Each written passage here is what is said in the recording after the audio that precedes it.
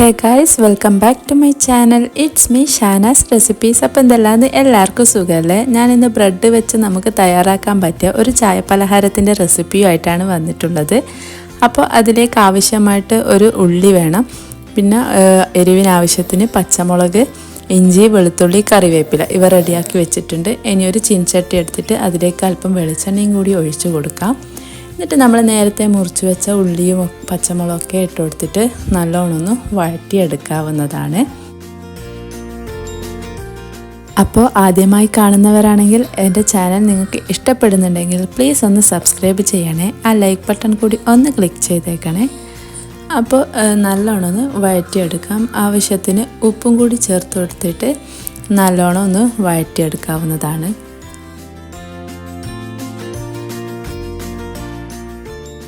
വൈകുന്നേരങ്ങളിലൊക്കെ തയ്യാറാക്കാൻ പറ്റിയ ഒരു നല്ല അടിപൊളി സ്നാക്കാണിത്. അപ്പോൾ ഇത് തിന്നാലും നിങ്ങളുടെ വയറും നിറയും, എല്ലാവർക്കും ഏറ്റവും ഇഷ്ടപ്പെടുകയും ചെയ്യും, ബ്രെഡിൻ്റേതായതുകൊണ്ട് തന്നെ. അപ്പോൾ ഇനി നമുക്ക് പൊടികൾ ചേർത്ത് കൊടുക്കാം. അല്പം മഞ്ഞൾപ്പൊടി, അല്പം മുളക് പൊടി ഇവ ഇട്ട് കൊടുത്തിട്ട് നല്ലോണം ഒന്നും കൂടി അതിൻ്റെ പച്ചമണം മാറുന്നത് വരെ വഴറ്റിയെടുക്കാവുന്നതാണ്. അപ്പോൾ നിങ്ങൾക്ക് വേണമെങ്കിൽ ഈ സമയം മല്ലിയിലയും കൂടി ചേർത്ത് കൊടുക്കാം. എൻ്റെ അടുത്ത് ഇല്ലാത്തതുകൊണ്ടാണ് ഞാൻ ചേർക്കാത്തത്. ഇനി അല്പം ഗരം മസാലപ്പൊടിയും കൂടി ചേർത്ത് കൊടുക്കാവുന്നതാണ്. ഇനി കുറച്ച് ടേസ്റ്റിന് വേണ്ടിയിട്ട് ഞാൻ അല്പം കെച്ചപ്പും കൂടി ആഡ് ചെയ്യുന്നുണ്ട്. അത് നിങ്ങളുടെ ടേസ്റ്റിനനുസരിച്ചിട്ട് നിങ്ങൾക്ക് അളവിൽ മാറ്റം വരുത്തിയിട്ട് ചേർത്ത് കൊടുക്കാം. അപ്പോൾ അതും കൂടി ഇട്ട് കൊടുത്താൽ ആ ഒരു പുളിയും ആ മധുരമൊക്കെ ആയിട്ട് നല്ല ടേസ്റ്റ് ഉണ്ടാവും നമ്മുടെ മസാല.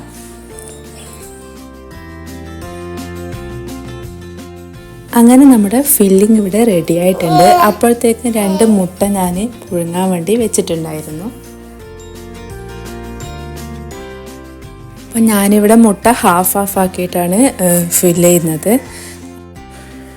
ഇനിയൊന്നുമില്ല, ഓരോ സ്ലൈസ് ബ്രെഡ് എടുക്കുക, മസാല ഫില്ല് ചെയ്ത് കൊടുക്കാം, പിന്നെ നമ്മൾ നേരത്തെ കട്ട് ചെയ്ത് വെച്ച മുട്ടയും കൂടി ഇട്ട് കൊടുക്കാം.